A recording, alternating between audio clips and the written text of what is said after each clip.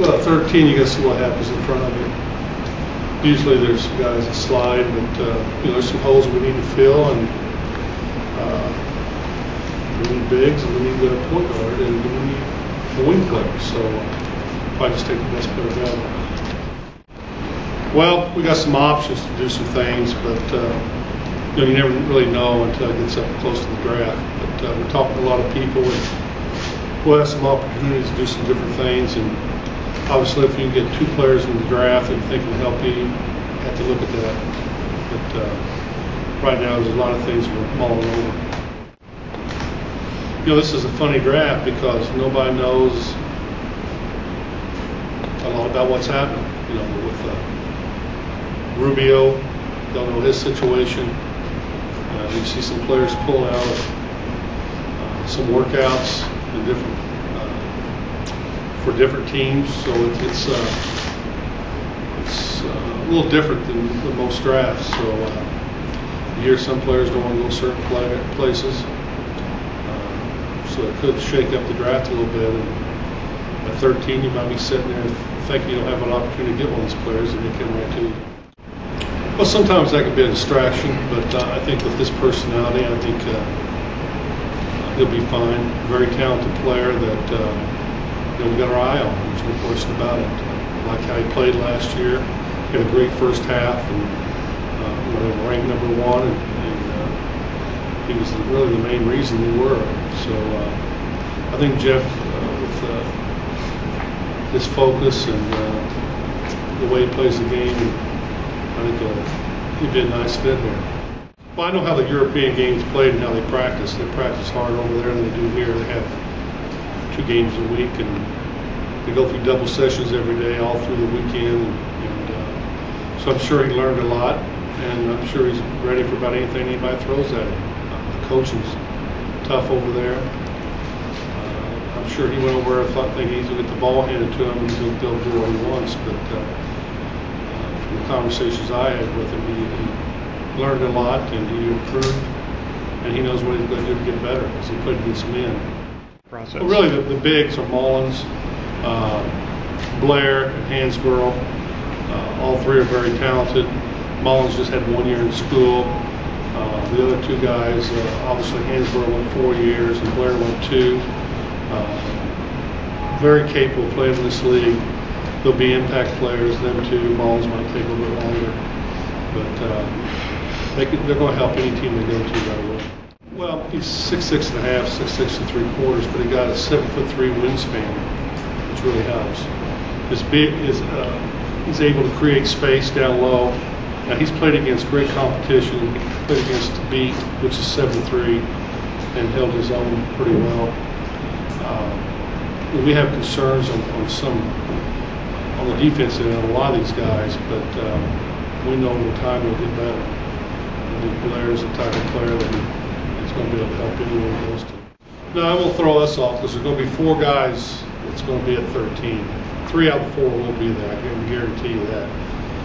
But when the trades happen, and I hear Washington's trying to get rid of the 5th pick, and some other team comes in there and takes a player that you didn't think was going to go. Might hurt one of the guys, but the way I look at it right now, there'll be at least 3 to 4 guys that we've been watching, and we brought them in and scouting quite a bit. I've been in New Jersey, I've been in Minnesota, I've been in Chicago, so I got to see all of them there, and we have a good feel for them 3 players or 4 players that's going to be there.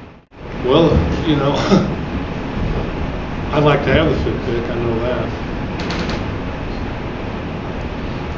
Other than Griffith, I like to beat as well as any of them. I think he'd be a perfect fit for our team, but I don't think he'll be there at 5. You never know. I mean, we're talking right now to some teams about different scenarios, but if I can't see us making any more than, or having any more than 5 new faces.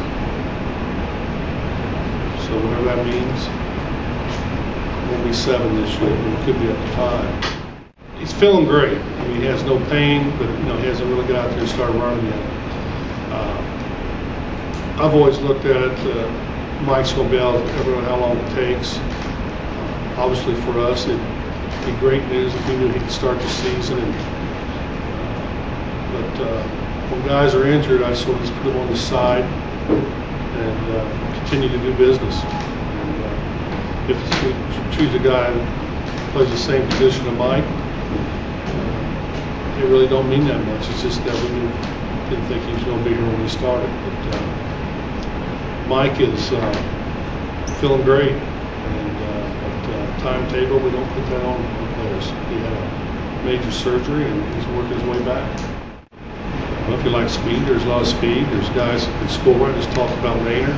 There's guys who get the ball in people's hands at the right time. Ty Lawson, not big, but he's got a lot of heart. Take Johnny Flynn. There's one of the toughest guys you ever see at his size at point guard. It makes a lot of things happen. So there's they have a lot of skill in different areas. There's some guys that can defend very well. But I think the key is there's point guards there that will make the right play, and there's ones there that can score. So it's whatever you're looking for. I'm looking for Chris Paul. So, I don't know if there's one there, but you never know. I mean, you can go right down the list. Every one of them has some great qualities. It's going to be a good one. They compare him to Jeff Foster, but I've never seen Jeff average 20 points a game, shoot 84% from the line. They talk about them because they both play their hearts out every game, and I like them type of players. No question about it. They have picked on Tyler for 4 years, but all he's ever done is won. So I like to watch him play. I like how he worked out here. Hopefully he's in that group also. Well, they're both, July the 1st is free agency, so obviously we'll be talking to Jarrett's representatives and see what we're doing there. But it really has no bearing on what we're going to do.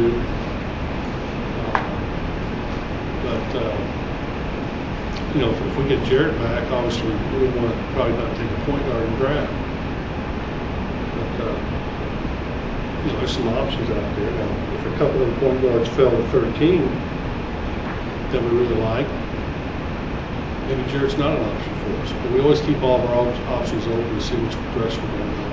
I like 4-year guys. I don't like to take 1-year players. It'll be awfully good. But, I'd say here go down the list of the guys I really like, and some of them are young. But if I have a chance to take a 3 or 4 year kid, I will.